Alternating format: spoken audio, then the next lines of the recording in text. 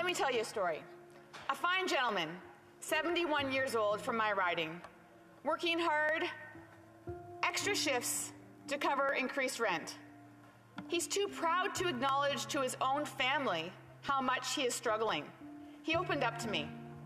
He shared stories with me from the good old days, story of his late wife, and the family reunions and trips they used to go on. Today, sadly, he lives very modestly. He volunteers at the food bank 2 days a week, in part because he loves the social aspect of it, but more importantly, because those are 2 days that he can have a warm meal. Another gentleman, whom I've known most of his life, now evicted and living in his car. This is just a few examples of hundreds of real stories of human lives being affected. Growing older, becoming more seasoned, entering into a different phase of your life can be beautiful.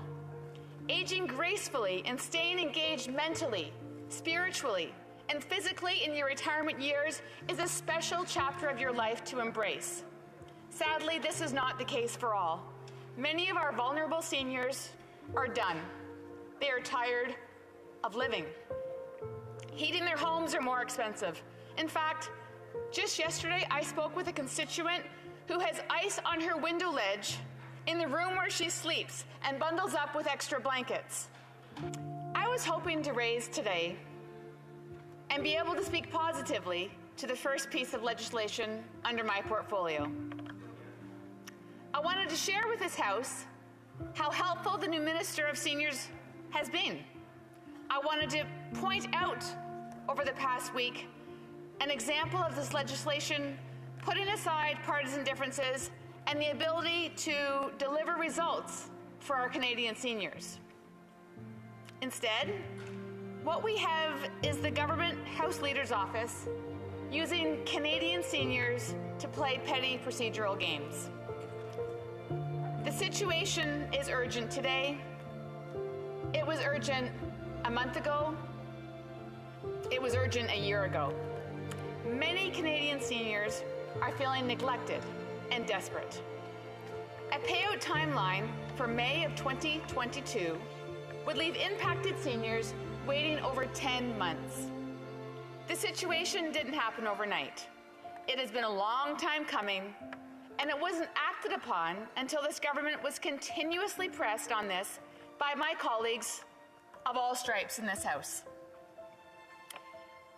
Our Prime Minister identified it was an unintended conflict between the CRB and the GIS programs. If the magnitude of the impact of this GIS clawback were truly understood or fully appreciated by this federal government, distribution of the clawback repayment would have and should have already happened. The outrage that I have heard from constituents and stakeholders in Hastings-Lennox and Addington and seniors across our great country are alarming. There are real costs to inaction, costs that are being borne by our most vulnerable seniors during the most deadliest pandemic in our century. It didn't have to be this way. Canadian seniors did not need to be placed by this government in a position to choose between food, medication, or shelter. I have mentioned before while standing in the House that the role of an effective opposition is not just to oppose and critique. Our responsibility is to build solutions.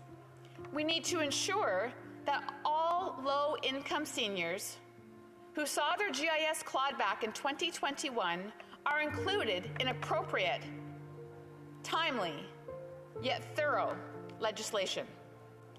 This portfolio needn't be partisan. I welcome the opportunity to continue to work with the Minister to ensure that together we are working in the best interest of all Canadian seniors.